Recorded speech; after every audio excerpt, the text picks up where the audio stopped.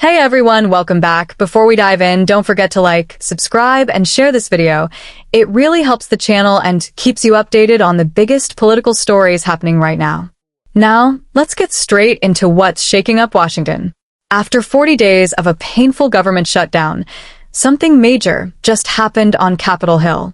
A group of 8 Senate Democrats decided to break ranks and side with Republicans in a key vote that could finally bring the shutdown to an end.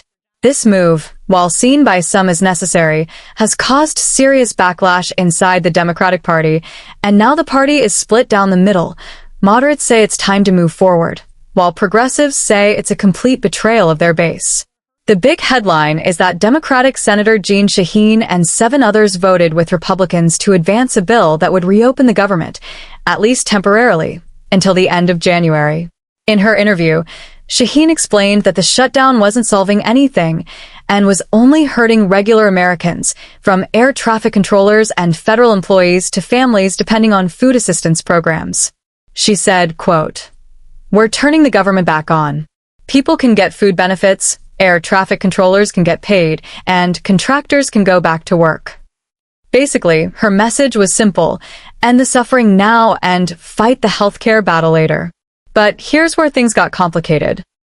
The main reason Democrats held out this long was over healthcare subsidies, specifically Obamacare premium tax credits that were set to expire. Progressives wanted those subsidies extended immediately as part of the deal to reopen the government. Instead, the new agreement only promises a vote on that issue sometime in December, no guarantees. So in short, the government reopens, but healthcare reform is pushed off for later. To moderates, that's progress. To progressives, that's surrender. Almost immediately after the vote, the Democratic backlash exploded online. Bernie Sanders called it a bad night.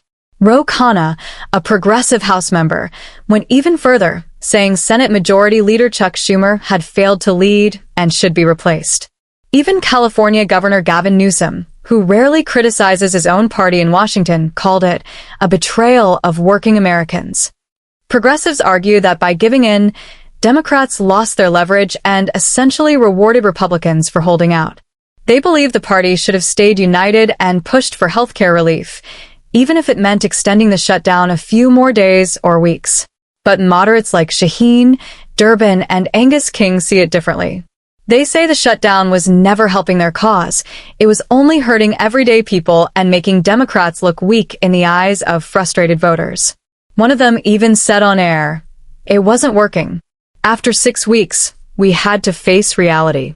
So right now, what we're seeing is a civil war inside the Democratic Party, a clash between the pragmatists who want results and the idealists who want to fight on principle. And that divide could grow deeper heading into the next election cycle. On the Republican side, there's celebration, at least for now.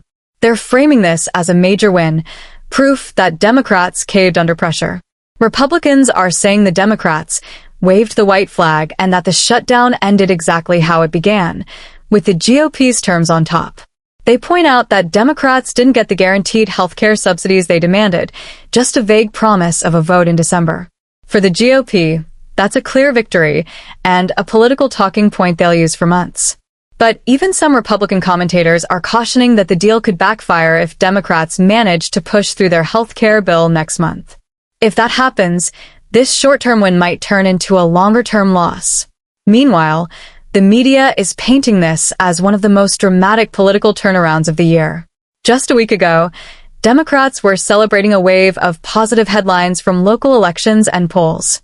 Now they're dealing with internal fighting, angry donors, and frustrated supporters who feel abandoned. On social media, phrases like #DemocratsDivided and #ShutdownDeal are trending, with thousands of comments debating whether this was the right call. Some Americans say they're just glad the shutdown is over. They don't care who won. They just want the government working again. Others feel the Democrats folded too soon, giving up a key chance to stand strong on healthcare reform. And that shows just how complicated this whole issue really is. So, what happens now? The Senate still needs to finalize the continuing resolution, that's the short-term funding bill, and send it to the House. Once it passes there, Speaker Mike Johnson will have to bring everyone back and vote quickly to reopen the government fully. If all goes as planned, the shutdown could officially end within the next few days. But remember, this is only a temporary fix. The funding runs out again at the end of January, meaning we could be right back here in a few months if Congress doesn't agree on a full 2026 budget. And then, of course, there's December's promised vote on healthcare subsidies. That's going to be the next big political showdown. Democrats will need to prove they can deliver something meaningful to working families or risk losing credibility with their base. So, what do you think? Did the Democrats make the right move by voting with Republicans to reopen the government? Or did they just hand the GOP a political win? Should Chuck Schumer step aside, as some progressives are demanding, or is this just political noise? Drop your thoughts in the comments below. I'll be reading and responding. And if you enjoyed this breakdown, remember to like, subscribe, and share the video. Your support helps this channel grow and lets us keep bringing you clear, honest updates on everything happening in Washington. Thanks for watching, stay informed, stay smart, and I'll see you in the next video.